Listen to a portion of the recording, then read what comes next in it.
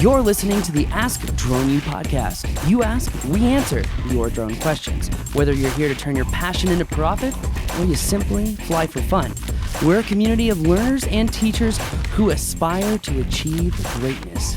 We are Drone U. Hey everyone, and welcome to another episode of Ask Drone U. Got an interesting show today, a question that pops up in mapping classes all the time. As usual, my name is Paul. My name's Rob. Good to be back in the chair. Yeah, after the crazy holiday season, man. Yeah, definitely crazy and a lot going on. Hopefully your 2025 is off to a phenomenal start. I know we're excited about it. And yeah. I had a great January 20th, I'll tell you that. I don't get it. The inauguration. Oh, duh. See, I'm already so far past that. Anyway. Oh, yeah. That's gonna make some people cheer and some people frown. Yeah. So whatever. Yeah. Anywho, fitty. But I hear you. No, I think it's gonna be a good year for business. Whether you lean left or right, if you don't see that, you're in identity politics. I think it's gonna be a great year for business. So on the macros, it is gonna be if you make it one. Amen. Well said, Rob. Let's get into today's question, which is all about mapping. And no, we will not be mapping Trump's hairline today, albeit that could be LiDAR valuable for that. You probably would. Yeah. I don't think photogrammetry would work for that. Thin structures. Yeah. Not many of them. Yeah. And Lots of patches. Right. Lots of foliage in the way. Foliage from all the highlights. I don't know. There's just so many different pieces and parts going different directions. Yeah. Trying to get underneath that would be challenging. It really would. LiDAR it is. Let's do it. it. Yeah, no, also just want to say a special shout out and special thank you.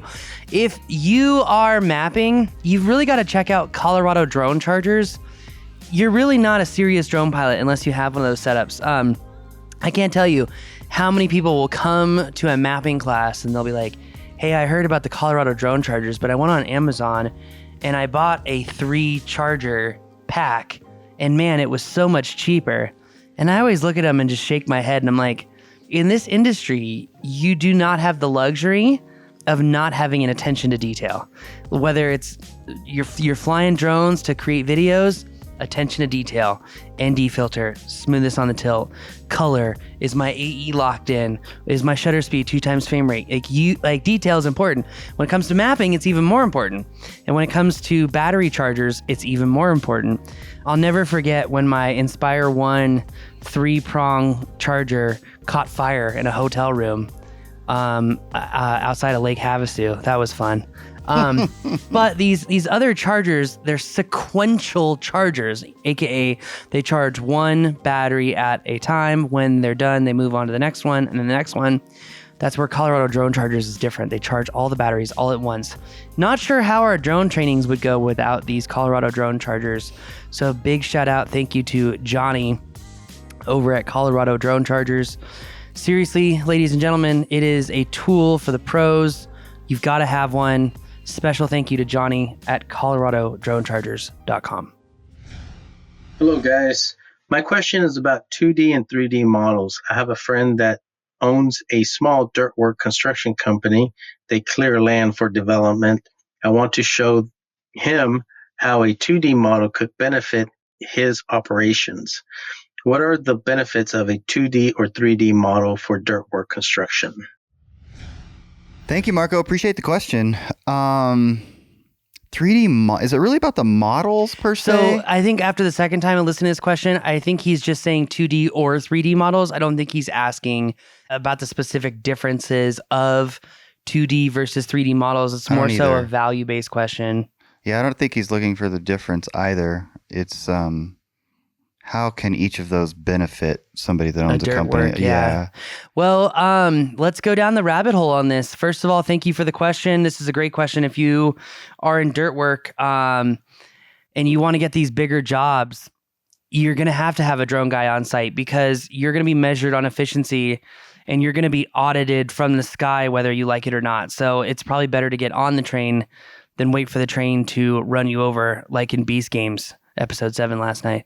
That being said, great show. That being said, when it comes to earthworks, Rob, there's really been this evolution of drone mapping in earthworks as a whole. Many people are probably sitting at the edge of their seat right now being like, Paul, talk about cut and fill, talk about cut and fill. Yeah, well, cut and fill is definitely a main one here. But when we're talking about drones and we're talking about the value that drones provide for earthworks specifically, it's actually evolved significantly because it's no more about measuring how much cutting do we need to do. It's not about measuring how much fill do we need to provide. If we're going to be building a new neighborhood over here and we're thinking about how much dirt to bring in, and we know the elevation that we need to bring the dirt up to, you can absolutely and quite easily measure how much dirt needs to be moved into the area. I think what a lot of people miss, though, is that the evolution of this particular deliverable, meaning that we can do cut and fill efficiencies. So think of this as almost like a timeline, right? Of you're going to a project, you map it, 2D georeference orthomosaic, you map it, you get everything that you need, and you realize, okay, well, the elevation of these foundations needs to be X height, which means we need to bring in, let's call it 40,000 cubic yards of sub-aggregate, right? That's great. The evolution is the next part. Once the dirt work is actually done, you can actually see cut and fill efficiencies. How much dirt was moved in versus how much dirt was then cut off of it. How much time did that take? And what was the overall efficiency of the company? Larger construction companies, Hensel Phelps, Whites, etc., they're already doing this stuff. So they with drones? Yes. Yes. I think it's so easy to say that if you are in the construction business, data is everything, but data is being applied now. I mean, you even think about how some construction sites, like up here in FOCO, we're seeing these guys have automated tractors where they've got an RTK GPS antenna attached to their tractors, and the guy is only sitting in the seat nearly as a point of safety in case the tractor goes awry. And these things... He's the tractor pilot in command. The TPIC. Yes. Yeah, that is correct. These excavators, these tractors, they can actually take these drone maps too and use them as a file so that someone can go in and say, we need to cut out an 80 by 80 box at this depth. This is the orthometric height of the ground. You need to go down 26.2 feet below that, and the tractor will just do the whole thing. So step one, map it. Step two, you realize how much material that you need. Before we even get into the cut and fill efficiencies too, we could take a step back and we can do material audits, right? Because at the end of the day, construction has very few methodologies of tracking progress. When materials are delivered, when materials are installed, when excess is installed. We've got clients out in Ohio that I'll never forget their story where they had installed a brand new roof on a commercial building. And a couple weeks later, the client calls and he's like, why the hell do I have so much material on the roof from you guys? The roof isn't done. There's cuts and tears and holes. And the teams that's out there right now is like totally saying it's you guys. And this is John. And John's like, no. We created a 3D model once we were done with the installation to prove that we cleaned up, to prove that it was an exceptional working order, and to prove that there were no holes in the roof whatsoever when we were completed. Here's the data to prove that no, when we delivered it, we were done. Everything was done correctly. And it was actually those guys that are blaming us that have caused all your problems. And here's the proof of it. So when you hear these stories like that, it just becomes so clear. Becomes a necessity. Yeah, where the value is. It's the ultimate form of tracking and keeping projects on time. For Dirtworks people, it's all about efficiency. It's about accurately measuring cut. It's about accurately measuring fill. It's about the efficiency of moving dirt around the timeline that it took. And for macro, what the Dirtwork guys are doing and how that is going to play into the overall plan is important as well, because now with the maps from Dirtworks that are done over time, you can see, is the project still on time, even in the entry phases? Because remember, every single day that a construction project goes over, there's those regulatory fines, the construction term Or for just it. contractual fines. Yeah. Yes, and the legal term for it is liquidated damages. I went down the rabbit hole for the case study stuff for Rishi. Gotcha. So, all right, let's approach this from the perspective of Marco trying to explain this to his friend or some other earthwork construction company owner, superintendent, whatever. You have to approach them. Well, it's probably a balance, but in terms of how the drones are applied from a layman's perspective, like how are you going? So for example, if he's going to try to go and say, okay, I want to bring up my drone and I'm going to create a 2D map, and the guy's going to say, I don't care. So, I mean, no, this is such an important point. And the reason that I have the facial expressions that I do is because it kills me when data can't be transcribed into sales talk, right? or into, useful information. Practical, like, hey Rob, let's pretend you're the general contractor or you're the Dirtworks guy. Of like, how do you make sure that Carlos and Pedro actually move as much dirt as they say they're moving? How do you measure that? And then what's the accuracy therein? Yeah, I don't know, GoPro, and then I eyeball it. I don't know. I feel like you were almost starting to get the New Mexican accent, and they're like, I eyeball it. I love it. Homie, what do you mean? I stand there with a gun and say, they're gonna get it done, If not, they're gonna die. They're gonna be inside that dirt. Can you tell that the New Mexican is still very alive in both of us? Oh my word. No, but seriously, you asked the questions of like, so how do you keep your projects on time? What methodologies do you have of making sure that you didn't move too much dirt? How do you ensure that Carlos, Paul, and Steve were actually move the amount of dirt that you thought that they were going to move? Okay, so let's say that you need to bring in 10,000 cubic yards. How are you sure that you actually got 10,000 cubic yards? Yeah, okay. So, and I bet they're going to have answers to that because these kinds of projects are happening every day, everywhere. It's going to be happening on a very large 1,100 house scale right next door. They're doing these things. Is it a point that they're not doing them efficiently, or that there's waste that's happening? I think extra time being spent that's costing them money. I think it's all of the above. I think 1, it could be done more efficiently. 2, there's money being spent that doesn't need to be spent. 3, there is time being used that doesn't need to be used. For example, if you know that you've got to fill 50,000 cubic yards and normally it'll take 3 days because that's like the average life cycle, that's like the data that you have in your mind. What methodology do you have to prove that, or prove that maybe 3 days is too long? Your guys could have done it in 2. For example, everyone wants more money. Everyone wants more time. Drones are a methodology of getting time and money back, period, end of story. Right. So if you're 2D mapping in the beginning, it's 1 to calculate how much material you'll need. If you're 2D mapping during the actual execution of the job, you're figuring out how much dirt was delivered, how much dirt was moved, how long it took to be moved. And then in things like in propellers system, for example, you can do cut and fill efficiencies, meaning, okay, you needed to move 50,000 cubic yards. You moved 55,000. Ultimately, you actually only needed to move 47,000. You lost 1.5 days. That's an average cost of X. That could have been all profit. Okay. And so I'm going back to the question, does a 2D map help with any of this? Actually, as far as the technical analysis is, a 2D map is going to typically be a nadir single grid acquisition mission. Okay. Nadir imagery is going to provide you with the best bare earth model and the least amount of distortion. So because it's a bare earth, least amount of distortion, it is typically going to be the best for things like volumetric measurements, for things like area measurements, etc. Now, this question does come up a lot in class is like, okay, what point are piles too high to measure via drone, and 2D versus 3D acquisition, having GCPs, no GCPs.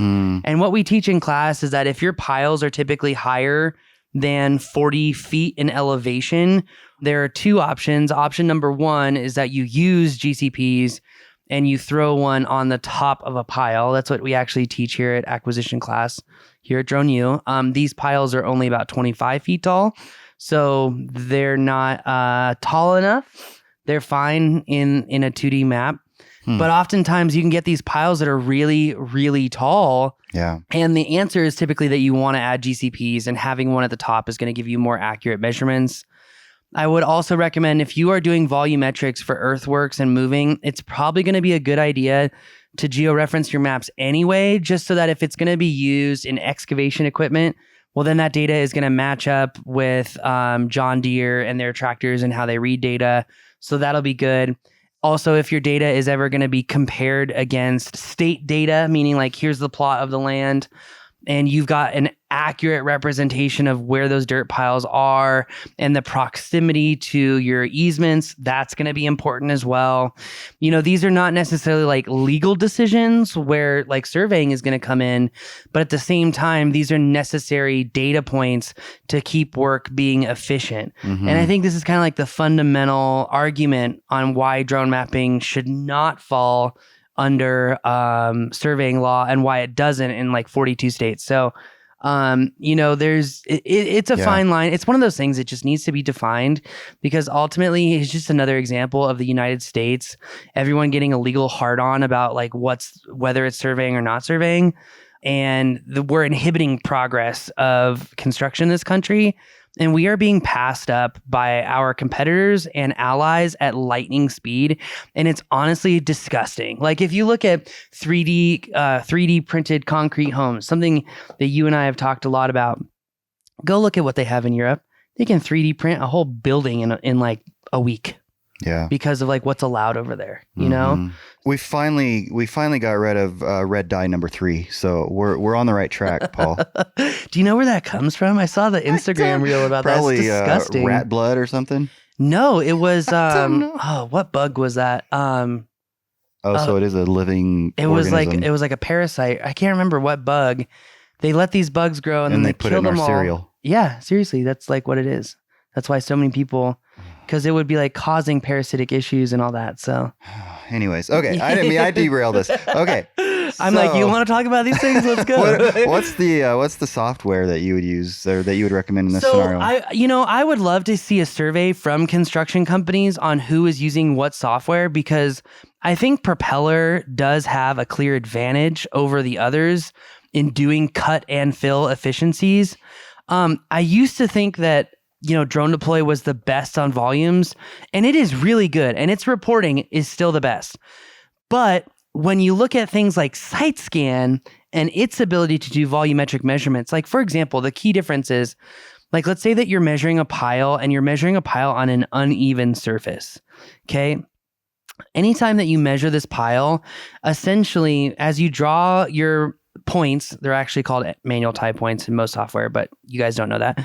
When you draw points around a pile, it's essentially taking that elevation and triangulating the difference in elevation from point to point and drawing a ray between them, chopping it off and saying, this is what we're measuring, right? And you can change that base layer to be a triangulated base layer or a lowest elevation base layer. And this matters depending on the type of pile that you're measuring.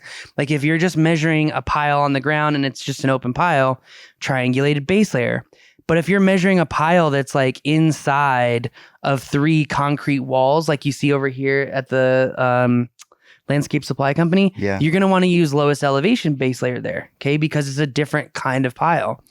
Now, with SiteScan, if you've got undulating terrain and a pile on undulating terrain, you can actually click the volumetric measurement and see it in 3D and manipulate it and actually move the base layer to triangulate according to the undulating terrain. You can't do that in any other software. That's pretty insane. Yeah, but where Drone Deploy is better is that you can actually classify every single volumetric measurement, which you can do in SiteScan too, but you cannot change the density of the materials being calculated. And you can do that in Drone Deploy. I don't think SiteScan... That seems like a really important piece of the puzzle. Oh, yeah, I agree. I think SiteScan is working on that, by the way. I would imagine. Yeah. But, I mean, this is also, I think, why a lot of people are moving away from things like Pix 40. They're moving away from drone deploy, moving away from these things because SiteScan has what every person working with a federal contract or a SLED contract wants, which is integration with historical data. Yeah. Like if I can pull an as-built from Loveland County or Larimer County and say, hey, this 96 acre plot here was originally meant for a school. Now we're going to put houses on it. Here is the topo from 20 years ago.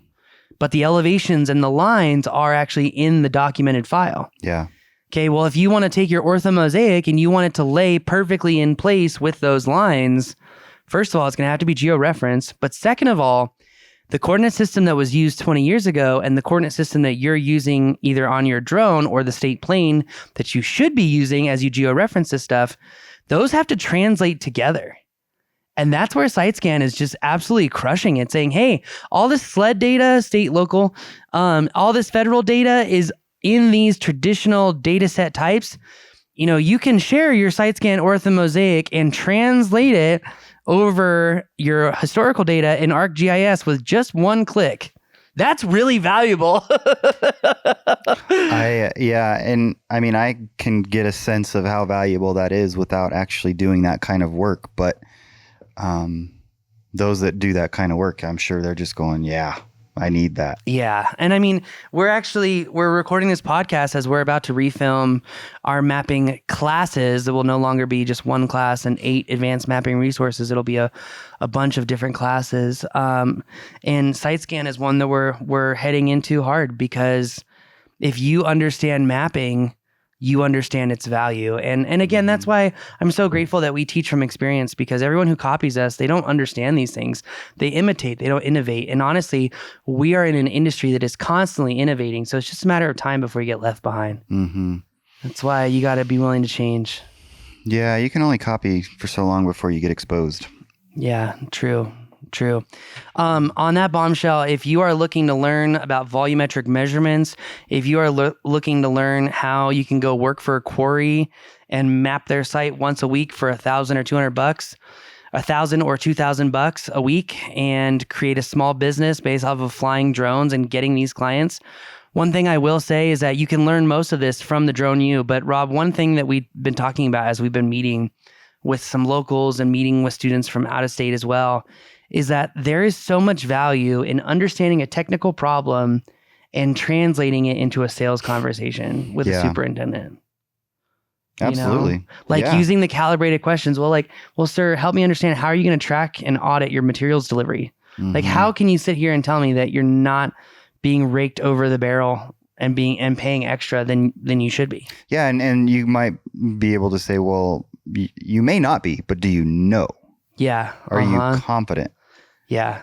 And yeah, absolutely. What kind of margins can be added to the bottom line for an organization or a company with some of this technology? And I would guess that it's greater than what people would think. 100%. I would. And so being able to understand that and be able to articulate that, even down to numbers based on a particular organization's specificity, that's powerful. 100%. And that could also dictate how you're able to price things. 100%. Yep. So there's a lot. This is exciting stuff. I love this stuff. I do too. Especially when it turns to the business side of things. That gets really exciting. I do too. I feel like we need to do a business accelerator this spring for people, just because there's still so much left out on the table, and there's so much money in construction right now, especially with Project Stargate that they just launched. It's just like more and more and more government money on construction.